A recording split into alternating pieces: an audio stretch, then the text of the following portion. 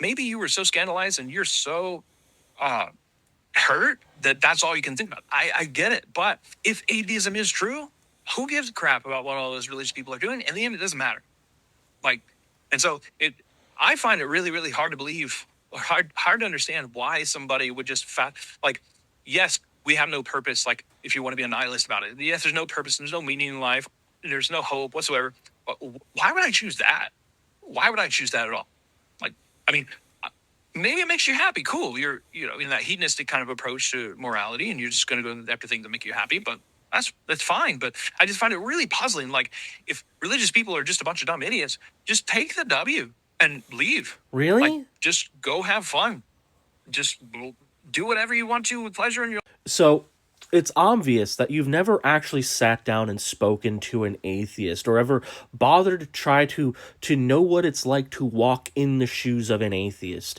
Day in and day out, we are inundated with, how do you know right from wrong? You know you're going to hell, right? And then we watch as our elected officials who are supposedly Christ-like and read the Bible all the time try to justify the genocide in Gaza. I've had people come to me and say, yes, the Gaza genocide is justified because that land was promised to the people of Israel by God, and they, by divine fiat, are justified in slaughtering the Palestinians. I have to watch my elected officials and strangers on the street, and even people I know, tell me this all the time. And then I watch these same elected officials, these same people who purportedly worship Jesus, now want to drop a nuclear bomb in Iran. And you cannot fathom that, seeing that day after day after day for basically my entire child, teenage, and adult life, how that wouldn't make you irritable, radicalized, grumpy. You can't wrap your mind around that? I'm not an atheist, at least not by label. No, I don't believe God exists, but I would consider myself more of an apatheist. I don't care about the debate of God's existence anymore.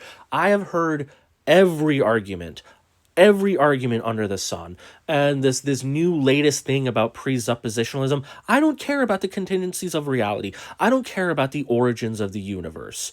That is not something I care about anymore. Because the best that you can do with those arguments is make me maybe concede that some kind of deity exists, but you can't possibly prove what their attributes are or whether this deity is still alive and still active. Let's go ahead and say some deity does exist. Some uncreated creator of the universe does exist. Cool. Now what? Can you demonstrate to me how I'm morally obligated to worship this deity? Because as it stands right now, the existence of a deity does nothing to fundamentally change how I live my life. I still gotta wake up, I still gotta go to work, I still gotta put diapers on my baby. So you need to demonstrate why worshiping this uncreated creator somehow improves my life right now. Not in the afterlife, not in some divine, cosmic sense of justice, right now. How does praising this deity make my life better right now? Otherwise, why should I care? And if you think this uncreated creator is the deity of your Bible, you're going to have to prove that. Right? I'm already giving you the fact that maybe a deity exists, but I'm not going to let you slip in that it's your particular deity. You're going to have to demonstrate that. You're going to have to demonstrate that this uncreated creator has the attributes that you claim it does. By the way, I'm not going to let you get away with this little straw man that you did of, well, you atheists, you're nihilists. You have no hope, no purpose. You don't think you have this hedonistic approach to morality. You have no idea what my approach is to morality. But I can give you some idea. You are pretty learned. I looked up your little biography there. If you want to know where I come from in regards to morality, Stoicism. Crack open meditations there, and you can get a pretty good picture of how I approach morality.